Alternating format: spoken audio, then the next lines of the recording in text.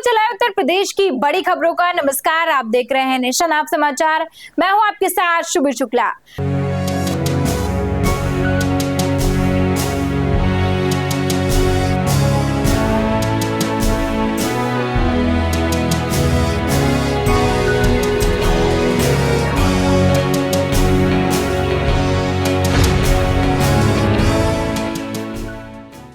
Jhansi police लगातार अपराधियों के खिलाफ सख्त अभियान चला रही है। बरुआ सागर थाना पुलिस ने कार्यवाही करते हुए 2 वांछित अभियुक्तों को गिरफ्तार किया है।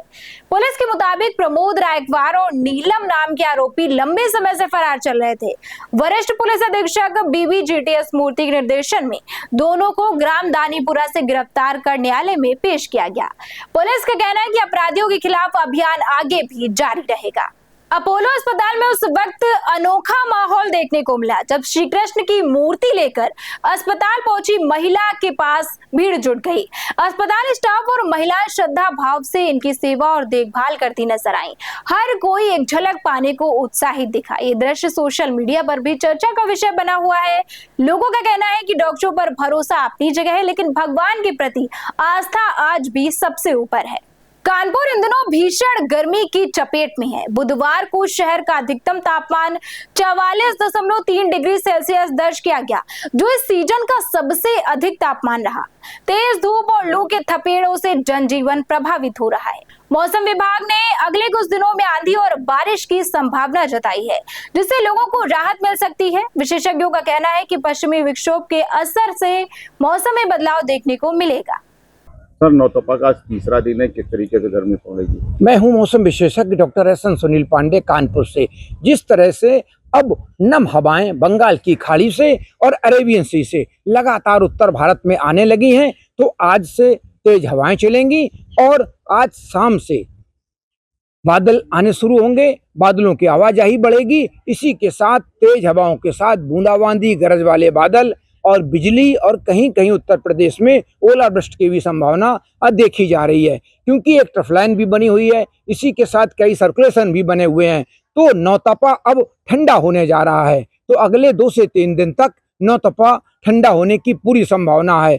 इससे तापमानों में 4 से 5 डिग्री की गिरावट भी आएगी। और फिलहाल जिस तरह से हीट वेव आ रही थी, तो हीट वेव से भी रियायत मिलने वाली है, लेकिन ये रियायत फौरी तौर पर 3-4 दिन के लिए रहेगी। इसके बाद मानसून अभी तक 18 तारीख से लेकर कल तक एक ही जगह रखा हुआ था, लेकिन आज मानसून में थोड़ी वृद्धि हुई है। थोड़ा मानसून आगे बढ़ा है, तो 1 या 2 तारीख को भारत के केरल में मानसून प्रवेश की घोषणा की जा सकती है।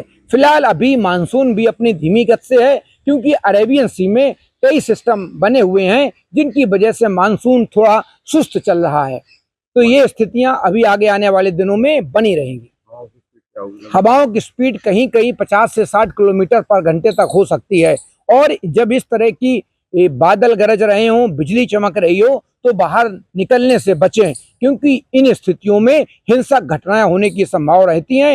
हिंसक गतिविधियां हो जाती हैं और जो टेम्परेरी स्ट्रक्चर होते हैं, टीन, छप्पर और जो साइन बोर्ड लगे होते हैं, एडवर्टाइज के बोर्ड लगे होते हैं, इनके गिरने और उड़ने की संभावना बनी रहती है। और ऐसे में किसान अगर खेतों में पानी में हो तो निकल आए, तालाबों से बाहर निकल आए, स्विमिंग पूल से भी बाहर निकल आए, क्योंकि जहां पानी के स्रोत होते हैं वहां बिजली गिरने की संभावना बनी रहती है। बड़े हरे पेड़ों के नीचे खड़े ना हो, बिजली के खंभों के नीचे ना खड़े हों, ये सावधानी बरतने की बहुत जरूरत है।